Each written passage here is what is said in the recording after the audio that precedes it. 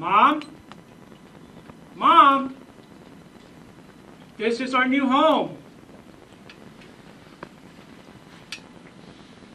Greeting, Toastmaster. Yes? A 7-year-old boy is crying in the middle of the night. He tells his mom, I don't want you to leave.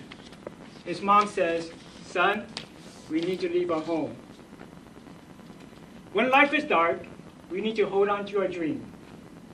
In April 1975, the Communist Party of North Vietnam had seized the capital of South Vietnam, Saigon. It is estimated 2 million Vietnamese fled the country. Sadly, 1.2 million never made it. In the middle of the night, my mother took me by the hand, and we left our home, Vietnam, and we headed for the boat. Now, this is no Disney cruise. It was an old wood fishing boat. I was crammed with 250 passengers in the bottom deck of the boat. It was dark, it was cold, and the water was choppy. We sat on the floor, and we rested on each other's shoulders, kept each other warm with just our body heat. Mom, where's Dad? Mom, I'm hungry. Mom, I'm sick. One night, I heard a lady scream, and the following morning, I found out that the lady had died in the night. They cast her body into the sea that morning. We were in the ocean for 7 endless days. We finally landed in Malaysia refugee camp, where we survived. We lived on the beach. We slept on wood planks covered with mosquito netting. That was where we lived. That was where we survived. But it wasn't home. 3 months later, America took us in. The first few years, we didn't have a car, and we walked everywhere. The good thing was, we lived next to Kmart, an Alpha Beta grocery store.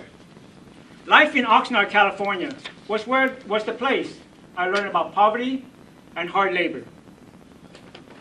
I went to school during the day, late at night, starting at 10 o'clock at night to 2 a.m.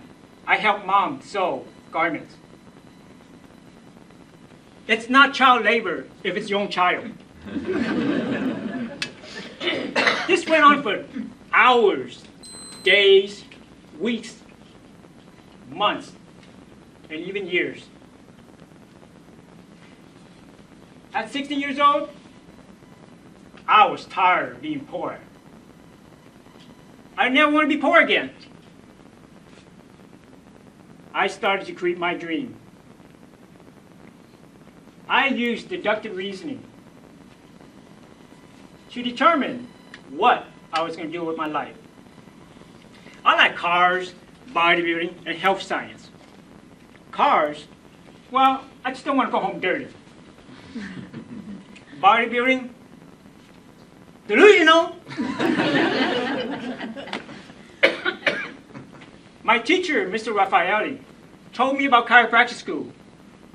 That was it. That was the one. I went on to chiropractic college, leaving home again. Family and friends. The classes were long and intense.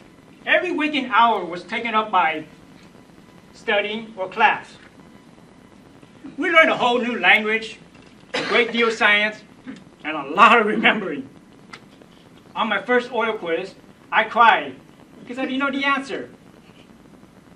Midterms and finals, they were insane. 15 quizzes and tests in a 2-week period. The first few years as a chiropractor were dark times.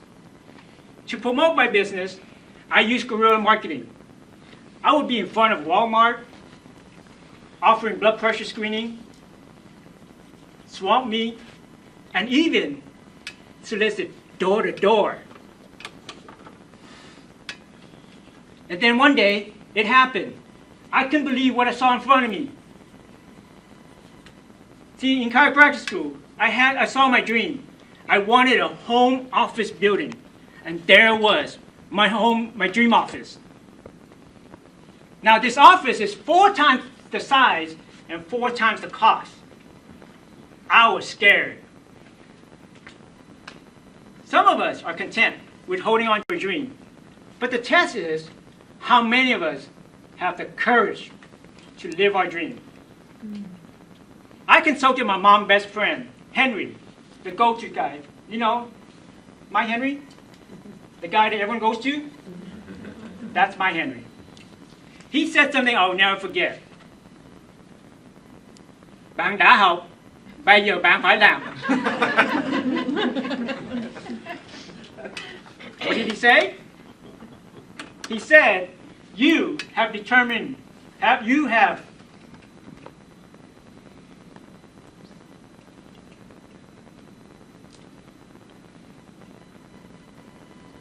chosen your field of study.